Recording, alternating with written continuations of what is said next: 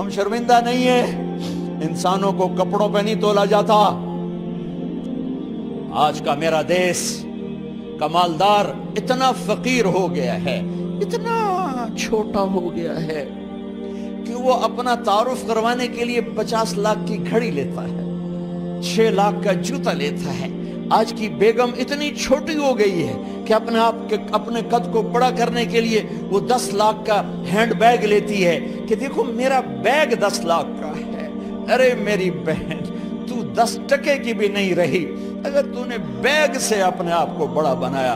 او میرے دوست، تو 2 ٹکے کا نہیں ہے اگر تو 10 لاکھ کے جوتے اور 50 لاکھ کی گھڑی سے اگر تو بڑا بننا چاہتا ہے۔ ارے اس دھوکے سے نکلو۔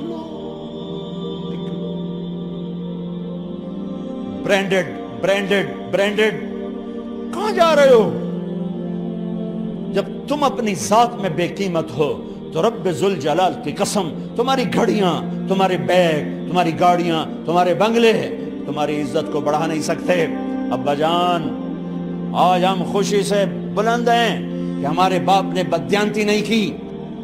گھر میں تشریف لائے، کہنے لگے فاطمہ کچھ پیسے ہیں، میرا انگور کھانے کو جی چاہ رہا۔ بس فاطمہ رونے لگی۔ فرمایا امیر المومنین، خزانہ تو بھرا پڑا ہے، 1 درہم کا بھی تیرا حق نہیں ہے کہ تو 1 درہم لے کے انگور خرید لے۔ تو تڑپ اٹھے، فاطمہ میں جہنم نہیں برداشت کر سکتا۔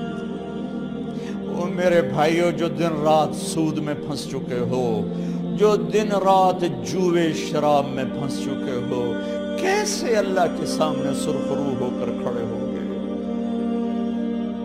ایک رات گھر میں تشریف لائے، بچیاں، بیٹیاں،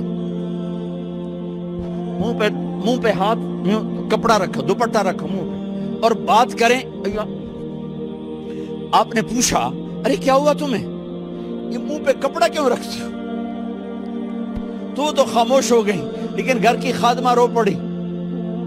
کہا امیر المومنین، آج آپ کی بیٹیوں نے کچا پیاز توڑ کے اس سے روٹی کھائی، سالن کھائی، اور میرے آج کا تاجر کہتا ہے جھوٹ نہ بولوں تو کاروبار کیسے؟ میرا افسر کہتا ہے رشوت نہ لوں تو گزارا کیسے کروں؟ تو عمر بن عبدالعزیز پھس پہ ہچکیوں کے ساتھ روئے کہ میری بچیوں، میں تمہیں بڑے اچھے کھانے کھلا سکتا ہوں پر میں جہنم کی آگ برداشت نہیں کر سکتا۔ بھائیو، اس بندے نے اپنے آپ کو ذبح کر دی، اللہ کو راضی کرنے کے لیے ذبح کر دی، اپنے ذات کو، اپنے جذبات کو، اپنے احساسات کو۔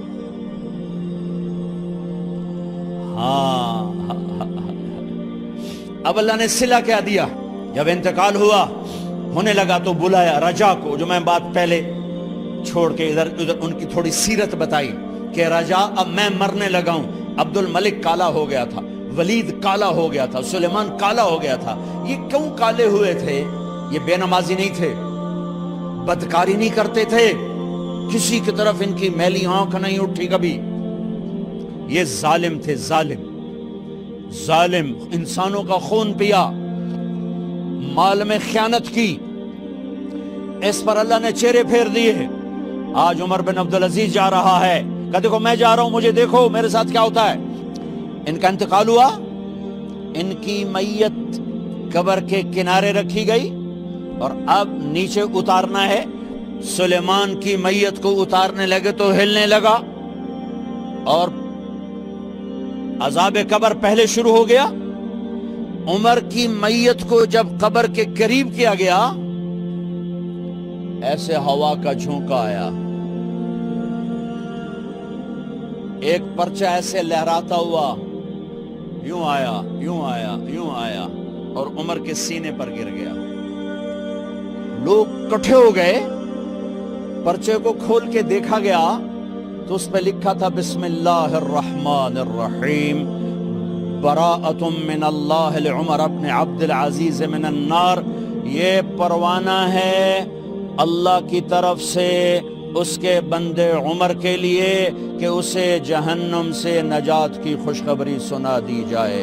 آہا، مرنا ہو تو یوں مرو، اللہ ایسی موت دے دے. کہتے ہیں پھر میں نے ان کو قبر میں اتارا. جب قبر میں اتارا تو کیا دیکھا؟ میں نے کفن کی گرہ کھولی تو چہرہ قبلے کی طرف، اور یوں لگا جیسے 14ویں رات کا چاند قبر میں اتر آیا ہو. اور آخری بات کرتا ہوں، میرے بھائیوں بہنوں، اپنے اللہ سے صلح کر